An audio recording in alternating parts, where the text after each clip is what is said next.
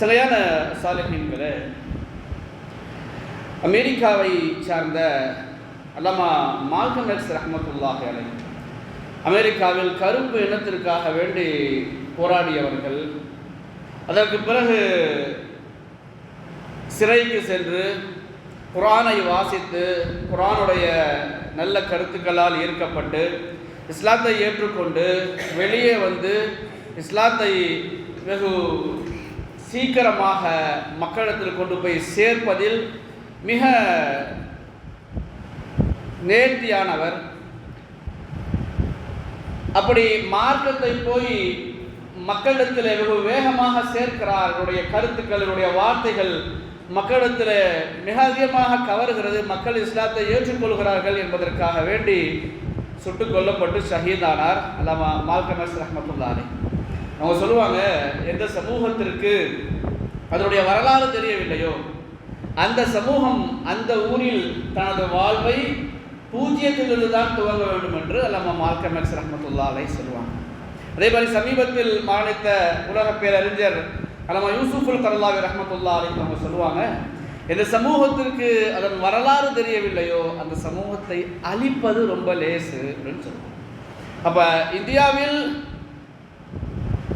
இஸ்லாத்தின் வரலாறு என்ன, இந்திய சுதந்திரத்திற்காக வேண்டி முஸ்லிம்கள் என்னவெல்லாம் கொடுத்திருக்கிறார்கள் என்று நாம் நினைத்து பார்க்க வேண்டிய காலத்தின் கட்டாயத்தில், காலத்தின் அவசியத்தில் இருக்கிறோம்.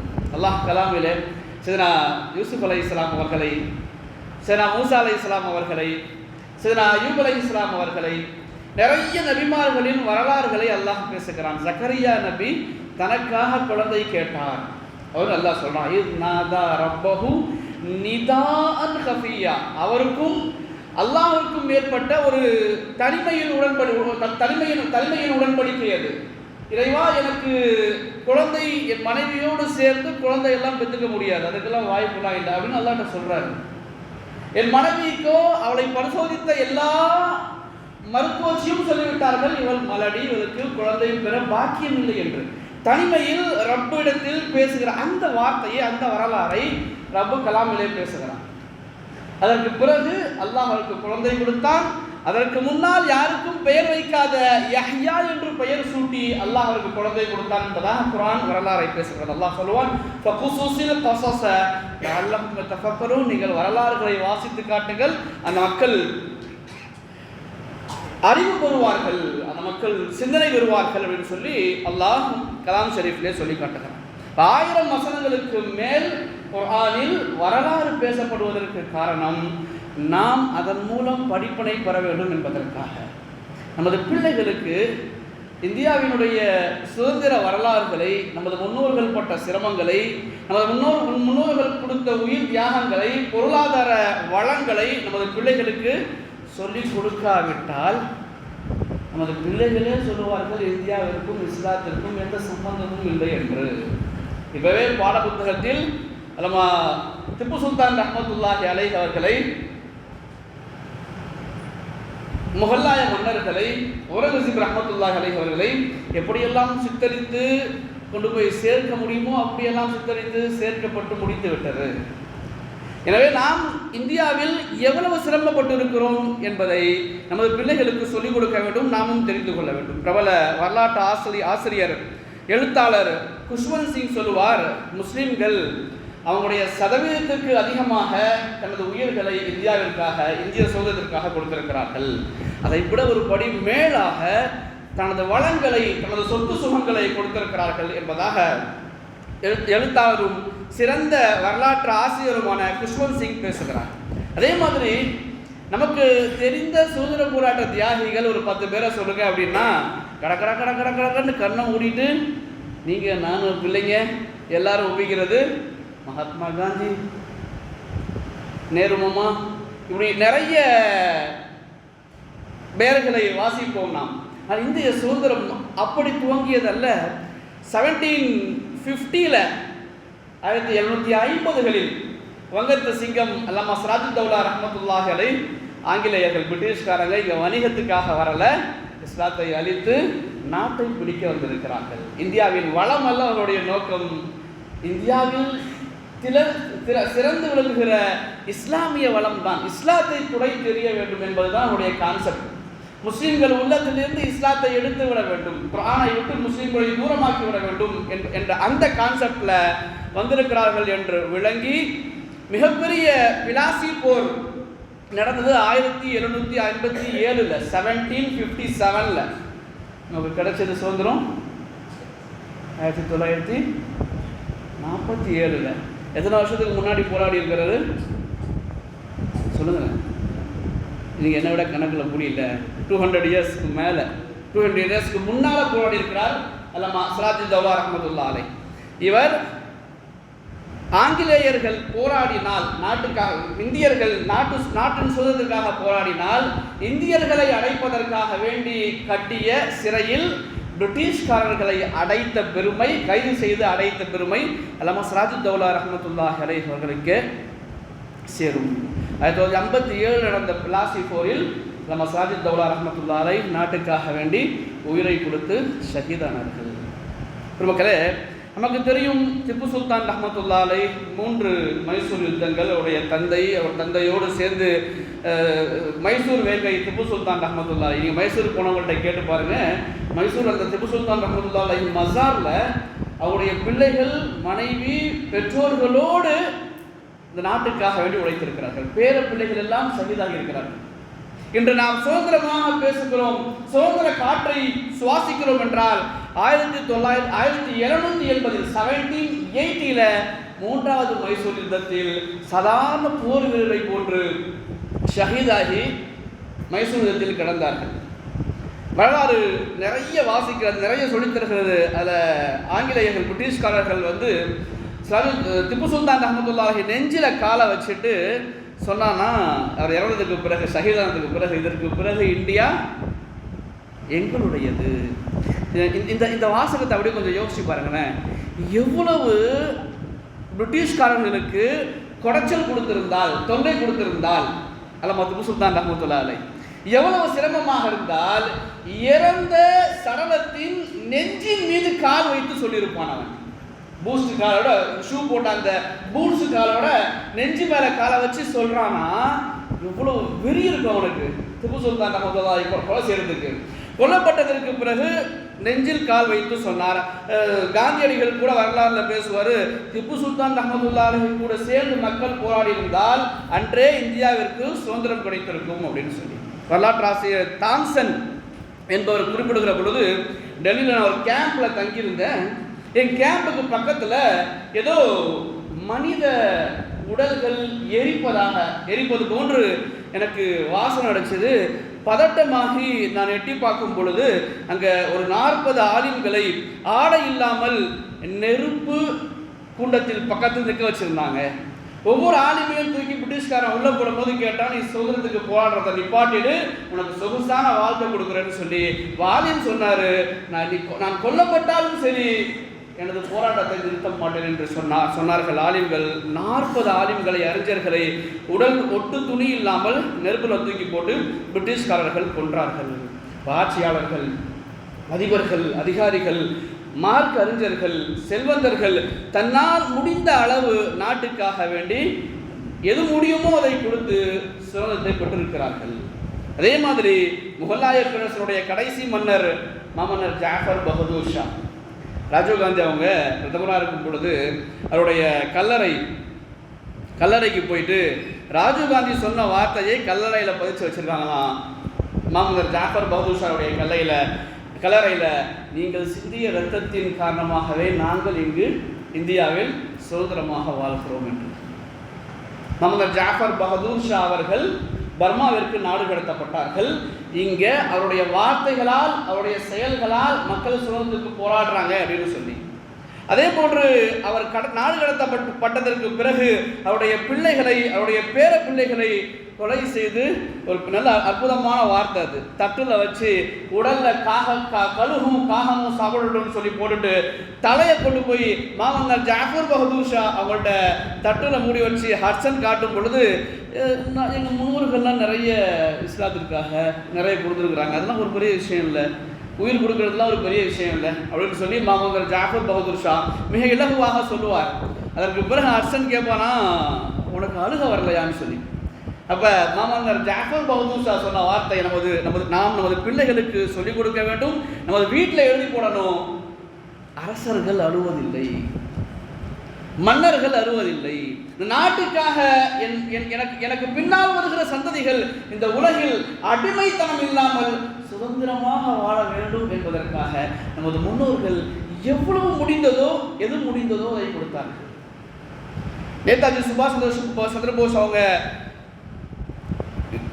இலங்கை சென்று, ஸ்ரீலங்கா சென்று, மலேசியா சென்று, சிங்கப்பூர் சென்று இந்திய சுதந்திரத்துக்காக வேண்டி பொருளாதார உதவி செய்யுங்க அப்படின்னு கேட்கும் பொழுது ஹபீப் முகமது அவங்க அந்த காலத்தில் 1900 1 கோடி ரூபாய் அவர்கள் உள்ள பர்மாவில் உள்ள சொத்தை, ரங்கூனில் உள்ள சொத்தை முழுசாக அப்படி இந்திய சுதந்திரத்துக்காக ஒப்படைச்சாங்க அப்படின்னு சொல்லி வரலாறு நமக்கு பேசுகிறது. அதே மாதிரி 3 தரப்பை பிரிட்டிஷ்காரர்கள் 3 தரப்பினரை கூப்பிட்டு சுதந்திரத்துக்காக வேண்டி பேச்சுவார்த்தை நடத்துறதுக்காக கூப்பிட்டாங்க. ஒன்று காங்கிரஸ் தரப்பினர், இதெல்லாம் வரலாறு நமக்கு தெரிஞ்சது. இதுக்கு பிறகு நான் சொல்கிற தகவல்களை மட்டும் கவனியுங்கள். ஒன்று காங்கிரஸ் தரப்பினர், முஸ்லீம்கள் தரப்பினர், அதே மாதிரி 542 சமஸ்தானங்கள் தரப்பினர்கள், இந்த 3 பேரையும் கூப்பிட்டு பேச்சுவார்த்தைக்காக கூடும் பொழுது காங்கிரஸ் தரப்பில் கலந்து கொண்டது அபுல் கலாம் ஆசாத், மௌலானா அபுல் கலாம் ஆசாத். இன்றைக்கி அபுல் கலாம் ஆசாதோடைய ஃபோட்டோவை காட்டி அவங்கள்ட்ட கேட்டேன்னு வைங்களேன், இது யார் ஃபோட்டோன்னு சொல்லி நம்ம மொழிப்போம். அதே இந்திய தமிழகத்தினுடைய முதல்வருடைய ஃபோட்டோவை கேட்டால் வயிற்றில் இருக்கிற குழந்தை கூட சொல்லிடுது இல்லை. அபுல் கலாம் ஆசாத்தினுடைய ஃபோட்டோவை கேட்டு யாருன்னு, இது நடந்த உண்மை. இது பேட்டி எடுக்கிற சோசியல் மீடியாவில் உள்ள சில முஸ்லீம்கள் அபுல் கலாம் ஆசாத்துடைய ஃபோட்டோவை காட்டு கேட்குறாங்க முஸ்லீம்கள்ட்ட, யாருன்னு தெரியல. அப்போ காங்கிரஸ் சார்பாக கலந்து கொண்டவர் மௌலானா அபுல் கலாம் ஆசாத் அவர்கள், முஸ்லீம்கள் சார்பாக கலந்து கொண்டவர் மௌலானா முகமது அலி ஜின்னா ரஹிமஹுல்லா அவர்கள், 542 சமஸ்தானங்களிற்கு சார்பாக கலந்து கொண்டவர் பீகார் நவாப் அவர்கள். அப்போ பிரிட்டிஷ்காரன்ட்ட இந்திய சுதந்திரத்திற்காக வேண்டி பேச்சுவார்த்தை நடத்த சென்ற 3 முஸ்லீம்கள். இன்னைக்கு நம்மள தான் இது கற்பனை காவியம் என்று நம்ம திப்பு சுல்தான் ரஹ்மத்துல்லாஹுடைய வரலாறுகளை போடும்போது போட்டு கட்டுகிறார். யாரெல்லாம் ஆங்கிலேயருடைய சூவை நக்கி பிழைத்தார்களோ, சாவர்களுக்கு போன்றவர்களுக்கு இங்கு சிவப்பு கம்பளம் விடுத்து மரியாதையும் கண்ணியமும் செய்யப்படுகிறது. இந்திய சுதந்திரத்திற்காக வேண்டி 200 ஆண்டுகள் போராடிய முஸ்லீம்களுக்கு இது கற்பனை காவியம் என்று சொல்லப்படுகிறது. தமிழகத்தில், கேரளாவில், கர்நாடகாவில், அதே போன்ற ஆந்திராவில் ஓரளவு முஸ்லீம்கள் சுதந்திரத்தோடு நிம்மதியாக ராகத்தாக ஏதோ அப்படி வாழ்ந்துட்டு போகிறாங்க. வடக்கு பக்கம் போயிட்டீங்கன்னா அல்லாஹு அக்பர், மாட்டுக்கறிக்கெல்லாம் கொலை செய்யப்பட்டு புல்டோசர் ஆட்சி நடந்து கொண்டு இருக்கிறது. பெருமக்களை, இதனுடைய நோக்கம் பெற்ற சுதந்திரத்தை நாம் பேணி காக்க வேண்டும்.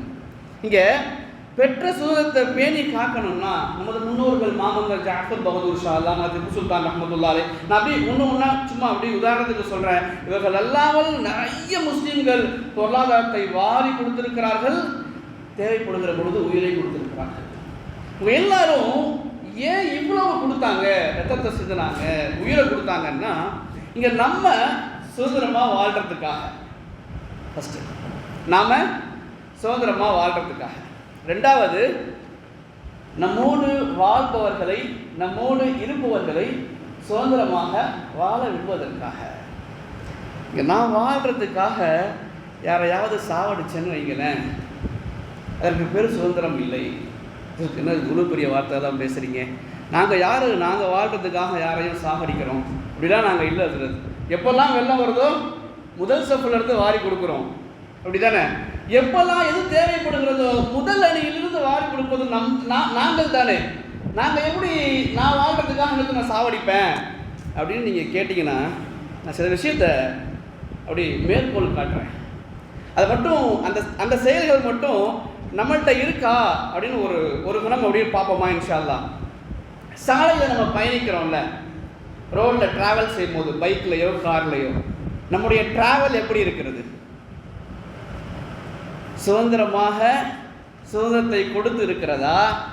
நான் வாழ்வதற்காக அடுத்தவனை சாவடிப்பது போன்று இருக்கிறதா? மழை காலத்தில் அக்கம் பக்கத்தில் நடந்து போவாங்க, நம்ம வண்டிக்கு பக்கத்தில் நடந்து போவாங்க. எத்தனையோ பேர் நம்ம காரில் போகும்போது பைக்கில் போவாங்க. சேரை அள்ளி வீசி விட்டு செல்கிறோமா, பார்த்து நிதானமாக செல்கிறோமா? அதெல்லாம் பார்க்க முடியுமா ஹஸ்ரத்? மலை ரோடு சுற்றி இருக்கு, நான் ஏன் வண்டியை ஓடிட்டு போவேன்னா அடுத்தவன் மேலே சேர் போடுறதை நான் பார்ப்போம்னு பார்த்தா மா எல்ஃபில் கவுலின் இல்லா லதைஹிர கைபுன் அதீத், நீ எது செய்தாலும் அது பதிவு செய்யப்படுகிறது என்று அல்லாஹ் கலாமிலே சொல்கிறான். இங்கு நாம் எது செய்தாலும், எது பேசினாலும், எதை சிந்தித்தாலும் பதிவு செய்யப்படாமல் இங்கு நாம் ஒன்றும் செய்யவில்லை என்றால், நமக்கு தெரியாமல் அடுத்தவர்கள் மீது சேரை வாரி வீசினாலும் மார்க்கம் குற்றம் என்று சொல்கிறது, தவறு என்று சொல்கிறது. சாலையில் செல்லுகிற பொழுதும் நிதானமாக நேர்த்தியோடு செல்லுங்கள். சாலையில் கிடக்கிற முள்ளையோ கல்லையோ தூக்கி ஓரமாக போட்டீங்கன்னா தர்மம் செய்த நன்மையை அல்லாஹ் கொடுக்கிறான் என்று மாநபி ஸல்லல்லாஹு அலைஹி வஸல்லம் அவர்கள் சொல்லியிருக்கிறார்கள். என்றால் நம்முடைய வாகனம் ஓட்டுதல்கள் எப்படி இருக்க வேண்டும்? நீங்கள் காரில் போங்க, பைக்கில் போங்க, எப்படி செய்தால், எப்படி சென்றாலும், நடந்து செல்வோம், எப்படி சென்றாலும் யாருக்கும் தொல்லை கொடுக்காமல் அடுத்தவரின் சுதந்திரம் பறிக்கப்படாமல் பாதுகாக்கப்பட வேண்டும் என்று மார்க்கம் சொல்கிறது. நான் சும்மா உதாரணத்துக்கு மழை காலமாக இருக்கிறதுனால சேரை பற்றி பேசினேன். சிக்னல் எடுத்துக்கங்க. எத்தனை சிக்னலில் முஸ்லீம்கள் கிராஸ் பண்ணி போகிறோம். சமீபத்தில் ஒரு கட்டுரை படித்தேன், வாய்ப்பு கிடைக்கும் போது பின்னால் சொல்கிறேன். அமெரிக்காவை சார்ந்த ஒரு நாய் சிக்னலை எப்படி ஃபாலோ பண்ணுது அப்படின்னு சொல்லி அற்புதமான அழகான வீடியோ. பலர்கள் சிக்னலை ஃபாலோ பண்ணுறதே இல்லைல்ல, ரெட்டுலாம் யாருக்கோ எவனுக்கோ அப்படி தானே. அப்படி நாம் கிராஸ் செய்து போகும்பொழுது ஒரு கர்ப்பிணியை இடித்து விட்டால், ஒரு வயசானவரை தட்டி விட்டால், நமக்கு தெரியாமல் யாருக்காவது பாதிப்பு ஏற்படுத்தி விட்டால் எவ்வளோ பெரிய பிரச்சனை அது. லைசன்ஸ் வாங்காமல் எத்தனை பிள்ளைகளுக்கு வாகனம் கொடுக்குறோம் தெரிந்து, பல லட்சம் கொடுத்து நம் பிள்ளைகளுக்கு டியூக் வண்டி வாங்கி கொடுக்குறோம் தானே. நான் சென்ற வாரத்தில் கூட சொன்னேன்.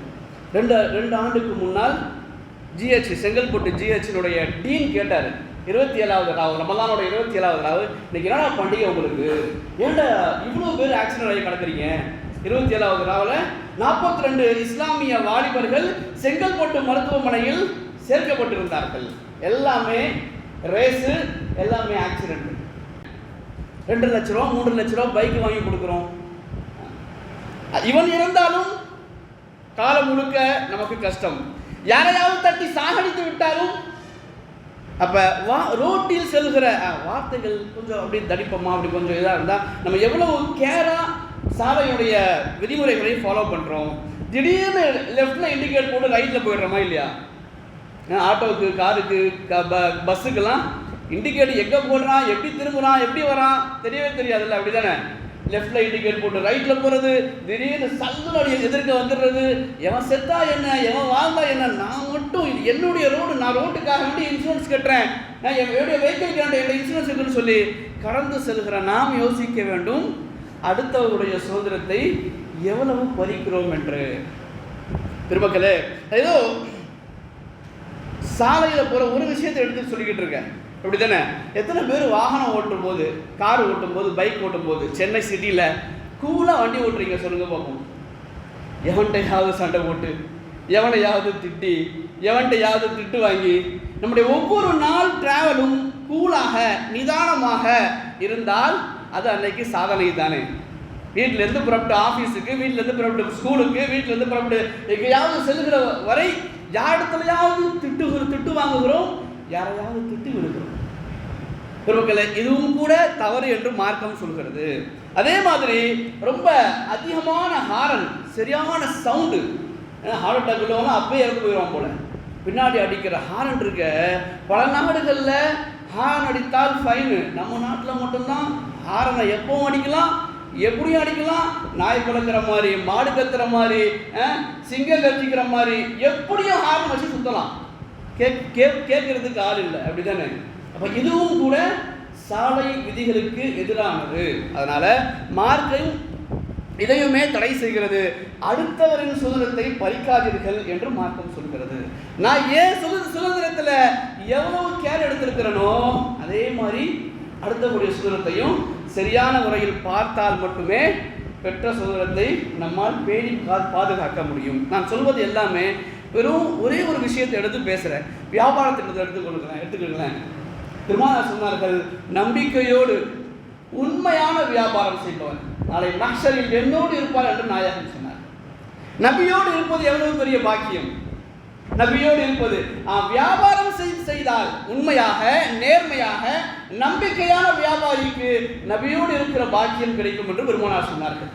எவ்வளவு தரமில்லாத பொருள்களை தரமான பொருள் என்று முஸ்லீம்கள் விற்கிறார்கள்.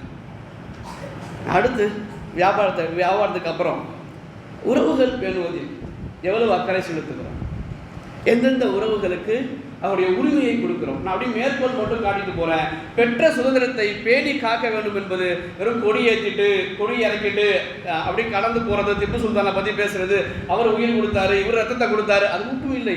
என் மனைவியினுடைய உரிமையை பறித்தால், என் பெற்றோரை பேச விடாமல் அவருடைய வார்த்தையை துண்டித்தால், என் அண்ணன்ட்ட பேசாம காபாவுடைய திரையை பிடிச்சி அழுதான், உம்ரா போறாங்க பல பேர் கூட பிறந்தவங்கள்ட்ட சொல்லாம, ஒவ்வொரு வருஷமும் ஹஜ்ஜுக்கு போயிடும்டை அண்ணன்ட்ட பேசி 12 வருஷம் ஆகுது போய்.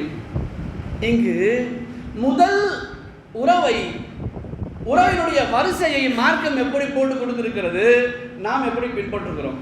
ஃபர்ஸ்ட் நம்ம உறவு மதிக்க வேண்டிய முதல் உறவு எது? சத்தமா தாய், இரண்டாவது தந்தை, மூணாவது சவுண்டா சகோதரர்கள், மூணாவது சகோதரர்கள் கூட பிறந்தவங்க அக்கா தங்கச்சி அண்ணன் தம்பி, நாலாவது மனைவி, அஞ்சாவது கேட்கல இல்ல உறவுகள் பிள்ளைகள். எப்படி வாங்கல, நான் என் மனைவி பேச்சை கேட்டு எங்க அம்மாவை திட்டினா நான் எவ்வளவு அறிவாளி, என் மனைவி பேச்சை கேட்டு எங்க அம்மாட்ட பேசாம இருந்தா நான் எவ்வளவு பெரிய சிந்தனையாளர். அம்மா தந்தை தாய் தந்தை உடன் பிறந்தவர் பிறகு மனைவி, நாலாவது மனைவி, அப்படிதானே? திருமணத்திற்கு முன்னால் வரை என் அண்ணனும் நானும் இப்படி. திருமணத்துக்கு பிறகு அவன் எப்படா வாய்ப்பு கிடைக்கும் அவன் காலை வாரி விடலாம், எப்படா, எல்லோரும் இல்லை, அல்லாஹ்வுடைய கிருபையால் சேர்ந்து வாழுகிற நிறைய பெருமக்கள் இருக்கிறார்கள். ஒரே வீட்டில் சேர்ந்து அண்ணன் தம்பி வாழ்ந்தால் அவர்கள் இந்த காலத்தின் வழிமார்கள் கையை முத்தமிட்டுக் கொள்ளுங்கள். அல்லாஹ் தௌஃபீக் செய்வானாக. இங்கு நாம் அடுத்த உறவு பேணுதலில் மாணவி ஸல்லல்லாஹு அலைஹி வஸல்லம் அவர்கள் சொல்லிக் கொடுத்த வழிமுறையை எப்படி பேணுகிறோம்? பெருமக்களே, இங்கு சகோதரிகளுக்கு பிறகுதான் மனைவி என்பதை நாம் மனைவிக்கு புரிய வைக்க வேண்டும். ஒவ்வொரு ஆணுக்கும் நீ எவ்வளவு பெரிய வழியாக இரு, எவ்வளவு பெரிய சயின்டிஸ்டாக இரு, எவ்வளவு பெரிய ஆபிதாக ஹாஜியாக இரு, ஒவ்வொரு வருடமும் நீ குர்பானி கொடு, ஹஜ்ஜிக்கு போ, எல்லாம் செய்யு. கூட பிறந்த அக்கா தங்கச்சிட்ட அண்ணன் தம்பிட்ட பேசலைன்னா காலமாக பயனில்லை என்று மாணவி ஸல்லல்லாஹு அலைஹி வஸல்லம் சொல்லியிருக்கிறார்கள். என் வார்த்தை அல்ல அது. நீ காபா பிடிச்சி அழுதாலும், காபாவின் திரையை பிடிச்சி அழுதாலும், அந்த காபாவுடைய திரையை பிடிச்சி யாரெல்லாம் சந்திரன் மாதிரி புள்ள வேணும்னு கேட்டாங்க. யார் மாதிரி? சந்திரன் மாதிரி, மூன் தானே, நிலவு மாதிரி எனக்கு குழந்தைய கொடுன்னு சொல்லி கூட தவாஃப் செஞ்சவங்கலாம் சொன்னாங்களாம். எல்லாருக்கும் நிலவு மாதிரி குழந்தைய குடிக்கலாம். அது தவாஃப் முடிஞ்சோம். நம்ம என்ன செய்வோம்? 2 ரக்காத் தொழுதுட்டு சம்சம் தண்ணி குடிப்போம். அப்படி சம்சம் தண்ணி குடிக்கும் பொழுது இவரோட செஞ்ச தவாஃப் சும்மா ஒரு சிரிப்புக்காக சொல்வதாக இருந்தாலும் இதை சிரித்து பார்க்க வேண்டும். அவர்கிட்ட கேட்டாங்கன்னா நிக்காக எவ்வளோ, எங்கேருந்து வரீங்க, உங்கள் அத்தம்மா பேர் என்ன, உங்கள் பேர் என்ன, நிக்காக எத்தனை வருஷம் ஆகுதுன்னு சொல்லி அவர் சொன்னாரா எனக்கு நிக்காவே ஆகலன்னு. என்ன செஞ்சுருப்பாங்க? தூக்கி போட்டு மெரிச்சிருப்பாங்க. அட மூதவி, உனக்காக ஏன் தவாஃப் வீணாக போச்சுடா பக்கி பயில. அப்போ குழந்தை வேணும்னா என்ன செய்யணும்? நிக்கா முடிக்கணும். யாரும் இங்கே சக்கரையை நம்பிலாம் கிடையாது. இல்லை யாரும் நான் வீட்டுக்குள்ளேயே அப்படி இங்கே உட்காந்துட்டு இருப்பேன், எனக்கு பிள்ளை வாய்ப்புள்ள ராசா, அப்படிதானே? பிள்ளை வேண்டும் என்றால் நிக்கா முடிக்க வேண்டும் என்பதை போன்று சொர்க்கம் வேண்டும் என்றால் அண்ணன் தம்பியோடு பேச வேண்டும். பெற்ற தாயை வருத்தப்பட வைத்து, பெற்ற தாயை அள வைத்து விட்டு நீ காபாவுக்கு போய் திரையை பிடிச்சி என்ன பலன் என்று மார்க்கம் பேசுகிறது. பெருமக்களே, இங்கு யாருடைய சுதந்திரத்தை பறிப்பதற்கும் யாருக்கும் உரிமை இல்லை. பெற்ற சுதந்திரத்தை பேணி பாதுகாக்க வேண்டும் என்றால் அவரவர் சுதந்திரத்தை சரியாக கொடுக்க வேண்டும். உறவுகளை பேணி நம்முடைய வாழ்க்கையை அமைத்துக் கொள்வோம். இங்கே வல்லல ஹபீப் முகமதை பற்றி, திப்பு சுல்தான் ரஹ்மத்துல்லாஹி அலைஹி பற்றி பேசுவதற்கு முன்னால் என் அண்ணனோட நான் எவ்வளோ நேரம் பேசுகிறேன் ஒரு நாளைக்கு. எங்கள் அம்மாவோட ஒரு நாளைக்கு எவ்வளோ நேரம் பேசுகிறேன் என்பதை தெரிந்து கொள்வோம். அவர்கள்ட்ட பேசுவோம், அவருக்காக நேரம் கொடுப்போம். எங்கள் அம்மா என்ன தான் சொல்லுதுன்னு கேட்போம். அல்லாஹ் விளங்கி அமல் செய்ய தௌஃபீக் செய்வானாக. வாஹிர் தஅவானா அல்ஹம்துலில்லாஹி ரப்பில் ஆலமீன். அஸ்ஸலாமு அலைக்கும் வரஹ்மத்துல்லாஹி தஆலா வபரகாத்துஹு.